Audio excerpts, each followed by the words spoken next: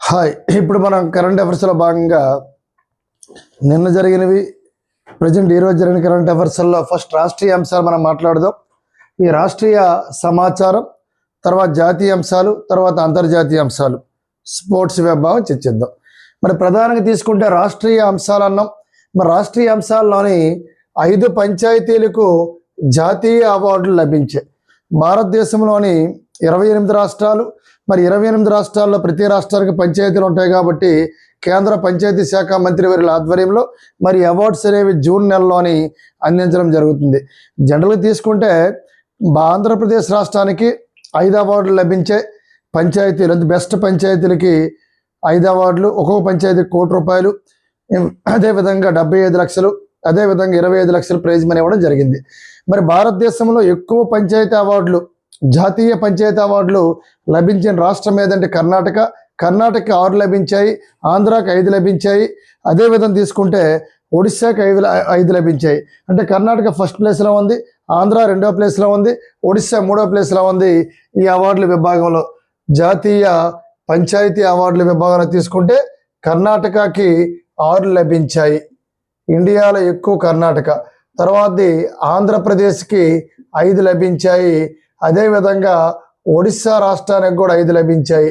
అంటే ఈ జాతీయ పంచాయతీ అవార్డులు ఎక్కువ కర్ణాటక వచ్చాయి, తర్వాత ఆంధ్ర, తర్వాత ఒడిశా. మరి అవార్డులు అనేవి ప్రధానంగా జూన్ 3, 2026న ఈ అవార్డును కేంద్ర పంచాయతీ శాఖ మంత్రి వర్యుల ఆధ్వర్యంలో అందించడం జరుగుతుంది. మరి ఆంధ్రప్రదేశ్ అనేది భారతదేశంలో 2వ స్థానంలో ఉంది. ఒక 5 అవార్డులు వచ్చాయి.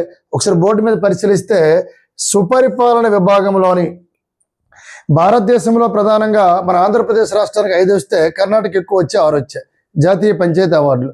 మరి సుపరిపాలన, అంటే మంచి పరిపాలన, అంటే అడ్మినిస్ట్రేటివ్, అంటే పరిపాలన అనేది సక్రమంగా అన్ని విభాగాల్లోని పరిపాలన చక్కగా జరిగితే దాన్ని మంచి పరిపాలన అంటాం. అటువంటి సుపరిపాలన విభాగంలోని విశాఖపట్నం జిల్లా పంచాయతీ నిలబడింది. దీనికి ₹1,00,00,000 ఇవ్వడం జరిగింది సార్. మరి విశాఖపట్నంలోని నాతవరం, విశాఖపట్నం జిల్లాలో నాతవరం మండలంలోని ఆ పంచాయతీ పేరే చూడండి సార్, శృంగవరం పంచాయతీ. శృంగవరపు కోట, కోట అంటాం, అది వేరు. ఇది శృంగవరం పంచాయతీ.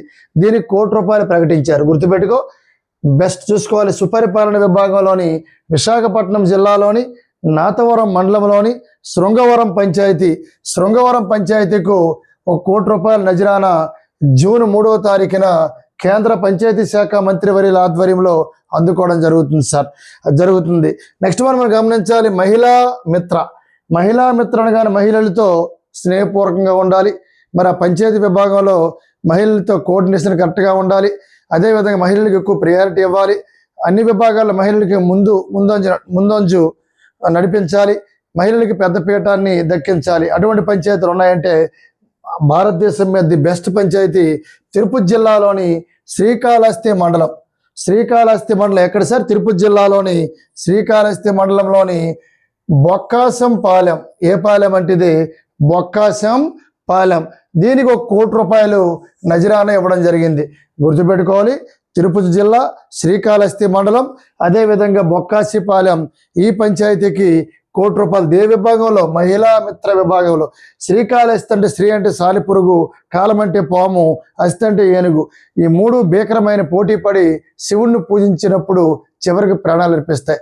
శ్రీకాళహస్తి ఏ నది ఒడ్డున ఉందంటే చిత్తూరు జిల్లాలోని, ఒకప్పుడు చిత్తూరు జిల్లా, ఇప్పుడు తిరుపతి జిల్లాలోని స్వర్ణముఖ నది ఒడ్డున ఉంది ఈ శ్రీకాళహస్తి.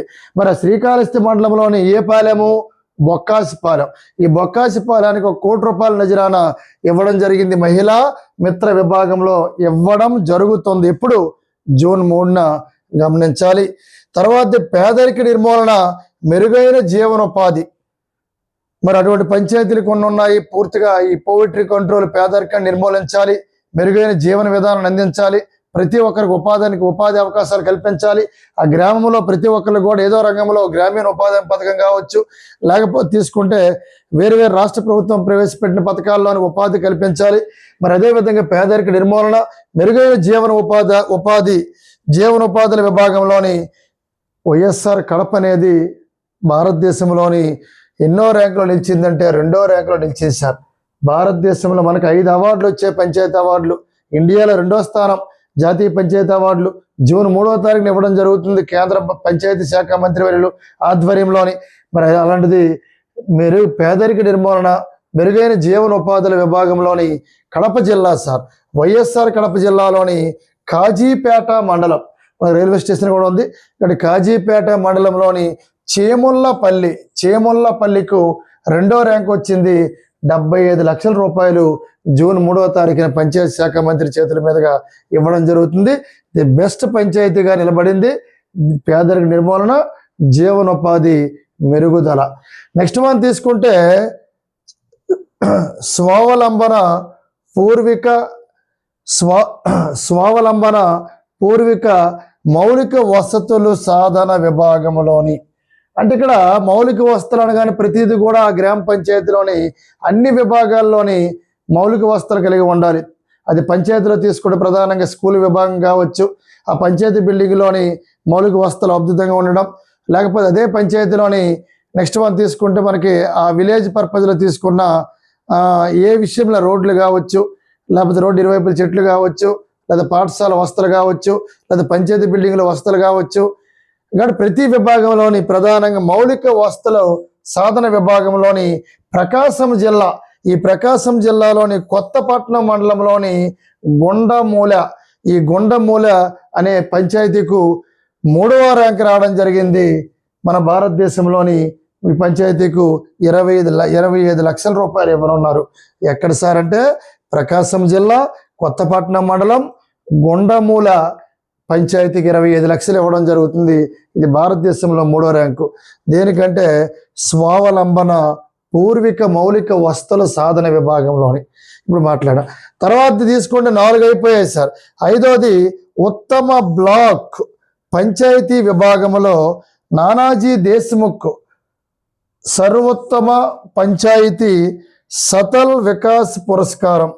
నానాజీ దేశ్ముఖ్ అనే వ్యక్తి ఎవరు సార్ అంట, ఈయనకి భారతరత్న అవార్డు కూడా వచ్చింది. నానాజీ దేశ్ముఖ్ ఏ అవార్డు వచ్చింది సార్ అంటే భారతరత్న అవార్డు రావడం జరిగింది నానాజీ దేశ్ముఖ్ ప్రణబ్ ముఖర్జీ, భూపేన్ హజారికి రావడం జరిగింది. మధ్యప్రదేశ్ ఇది. నానాజీ దేశ్ముఖ్ దే రాష్ట్రం అంటే మధ్యప్రదేశ్. కాబట్టి ఉత్తమ బ్లాక్ పంచాయతీ విభాగంలో నానాజీ దేశ్ముఖ్ సర్వోత్తమ పంచాయతీ సతల్ వికాస్ పురస్కారం. చిత్తూరు జిల్లాలోని కుప్పంకి 3వ ర్యాంక్ రావడం జరిగింది. అంటే 1,50,00,000 రూపాయలు దీనికి చెల్లిస్తుంది. 1.50 crores అట గవర్నమెంట్ ఇస్తుంది చిత్తూరు జిల్లాల కుప్పంకు. ఎందుకంటే ప్రధానంగా ఉత్తమ పంచాయతీ బ్లాక్ విభాగంలోని నానాజీ దేశ్ముఖ్ సర్వోత్తమ పంచాయతీగా నిలిచింది చిత్తూరు జిల్లా Kuppam. Very very important. State government ఎగ్జామ్లో మనం ఖచ్చితంగా ఏపీపీఎస్ ఎగ్జామ్లో ఖచ్చితంగా ఒక బిట్ ఎక్స్పోర్ట్ చేయొచ్చు. సెంట్రల్ ఎగ్జామ్లో డైరెక్ట్గా అడుగుతాడు. జాతీయ పంచాయతీ అవార్డులు 2026 జూన్ 3న ఇవ్వడం జరుగుతుంది కేంద్ర పంచాయతీ శాఖ మంత్రివర్యుల ఆధ్వర్యంలో.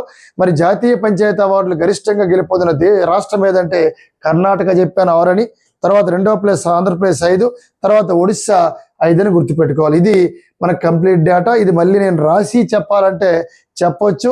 దాదాపుగా రాసి చెప్తే మరొక 15 నిమిషాలు ఈ వీడియో నిడివైనది పెరుగుతుంది. అందుకే ముందు నేను రాయడం జరిగింది. గుర్తుపెట్టుకో. సుపరిపాలన విభాగంలో వైజాగ్ జిల్లా వచ్చింది. మహిళా మిత్ర విభాగంలో తిరుపతి జిల్లా. పేదరిక నిర్మూలన మెరుగైన జీవనోపాధి కాజీపేట, వైఎస్ఆర్ కడప. ఇవన్నీ కూడా ఒకసారి నోట్ చేసుకుంటే ఖచ్చితంగా బిట్ని మనం ఎక్స్పెక్ట్ చేయొచ్చు. నెక్స్ట్ మనకి రాష్ట్రీయ అంశాలు. ఈ రాష్ట్రీయ అంశాల్లోని మరొక అంశం మనం పరిశీలిస్తే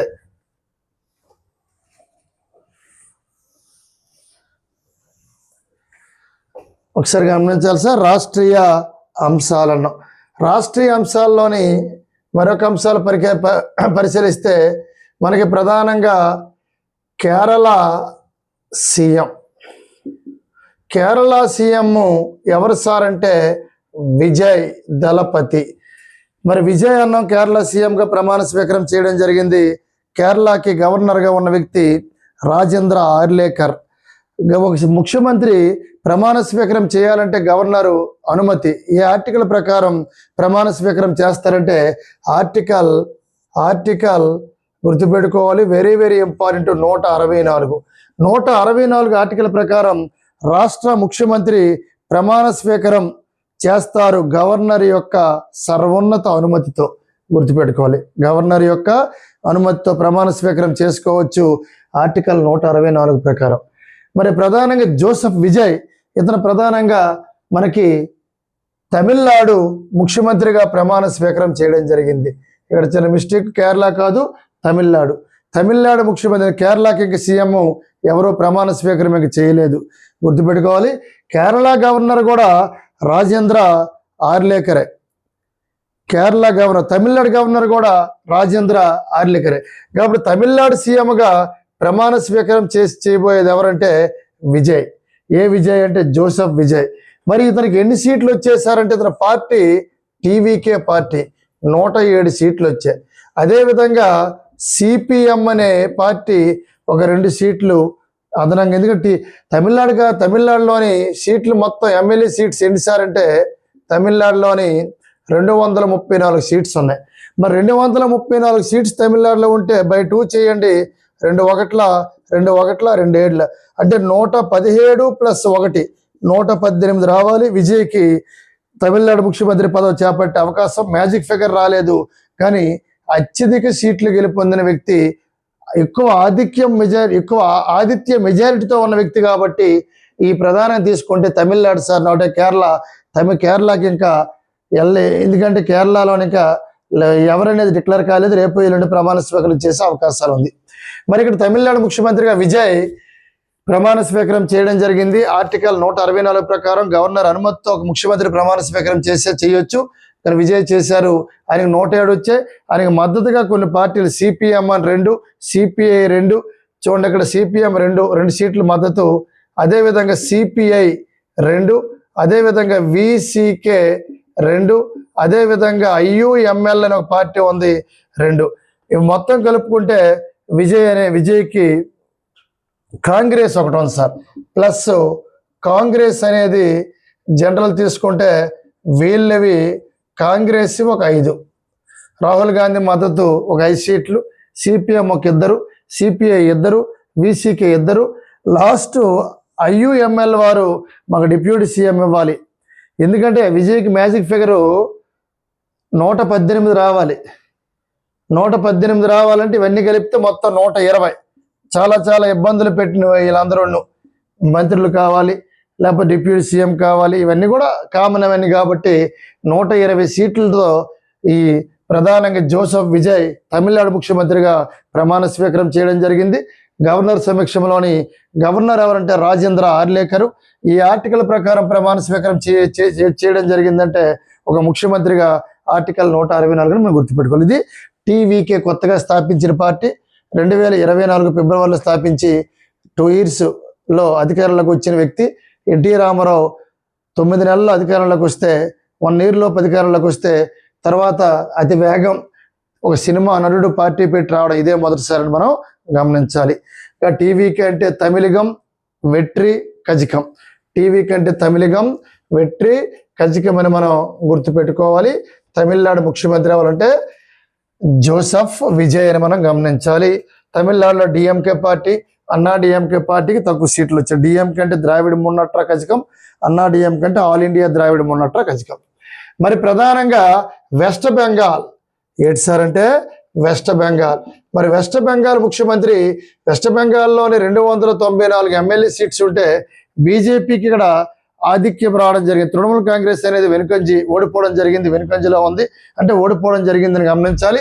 కాబట్టి వెస్ట్ బెంగాల్ ముఖ్యమంత్రి ఎవరంటే సువేందో ప్రమాణ స్వీకారం చేయడం జరిగింది.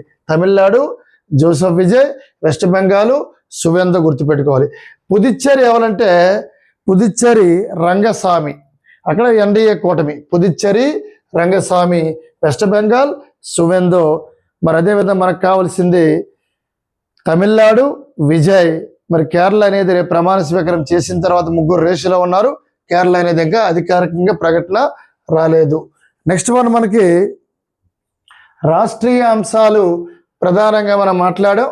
తర్వాత మనకు కావాల్సింది జాతీయ అంశాలు. ఒకసారి గమనిస్తే జాతీయ అంశాలు, ఈ జాతీయ అంశాలంటే త్రిదళాధిపతి, త్రివేద దళాధిపతి అంటే రాష్ట్రపతి. త్రిదళాధిపతి అంటే ఆర్మీ, నేవీ, ఎయిర్ ఫోర్స్ ఉన్నాయి. వీళ్ళందరికీ హెడ్ ఉంటారు. త్రిదళాధిపతిగా అపాయింట్మెంట్ అయిన వ్యక్తి ఎవరు, నూతనంగా ఎంపికైన వ్యక్తి ఎవరు అడుగుతాడు. చాలా చాలా చాలా ఇంపార్టెంట్. త్రిదళాధిపతిగా వెరీ వెరీ ఇంపార్టెంట్. మరి ఇతను ఎవరు సార్ ఎన్నికయ్యారు? త్రిదళాధిపతిగా నూతనంగా ఎన్నికైన వ్యక్తి ఎన్ఎస్ రాజా సుబ్రహ్మణ్యం. రాజా సుబ్రమణి, ఇదొకటి ఇంపార్టెంట్. రెండవది నేవీ, నూతన నేవీ చీఫ్. ఇప్పుడు నేవీ అనగానే ప్రెసిడెంట్ దినేష్ కుమార్ త్రిపాఠి అనే వ్యక్తి ఉన్నారు. మరి ఆయన ప్లేస్లో కొత్తగా ఒక ఆయన రావడం జరిగింది. నూతనంగా ఒక పేరు అనౌన్స్మెంట్ చేశారు. మరి అతని పేరు కూడా నువ్వు తెలుసుకోవాలి. కృష్ణస్వామి నాథన్. కృష్ణస్వామి నాథన్. కృష్ణస్వామి నాథన్ గుర్తుపెట్టుకోవాలి. త్రిదళాధిపతిగా, నూతన త్రిదళాధిపతిగా ఎన్నికైన వ్యక్తి ఎవరంటే రాజా సుబ్రమణి. రాజా సుబ్రమణి, ఎన్ఎస్ రాజా సుబ్రమణి. నేవీ చీఫ్గా అంటే దినేష్ కుమార్ త్రిపాఠి ప్లేస్లో రాబోతున్న వ్యక్తి ఎవరంటే కృష్ణ స్వామినాథన్. స్వామినాథన్ అంటే ఎంఎస్ స్వామినాథన్ అతను వేరు, ఇతను కృష్ణ స్వామినాథన్ గుర్తుపెట్టుకోవాలి. ఈ రెండు బిట్లు వెరీ వెరీ ఇంపార్టెంట్. నూతన నేవీ చీఫ్గా ఎన్నిక, అది నూతన త్రిదళాధిపతిగా ఎన్నిక. ఈ రెండు క్వశ్చన్లు మనకు కొద్దిగా ఇంపార్టెంట్, గుర్తుపెట్టుకోవాలి. నెక్స్ట్ వన్, జాతీయ అంశాల్లోని ప్రధానంగా మనం చివరకు వచ్చాము. అంతర్జాతీయ అంశాలు. జాతీయ అంశాలు అయిపోయాయి, అంతర్జాతీయ అంశాలు. అంతర్జాతీయ అంశాలు.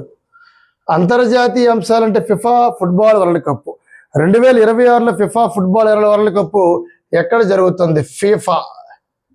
ఈ ఫీఫా అనేది ఫుట్బాల్ వరల్డ్ కప్ అనేది 3 దేశాల్లో జరుగుతుంది.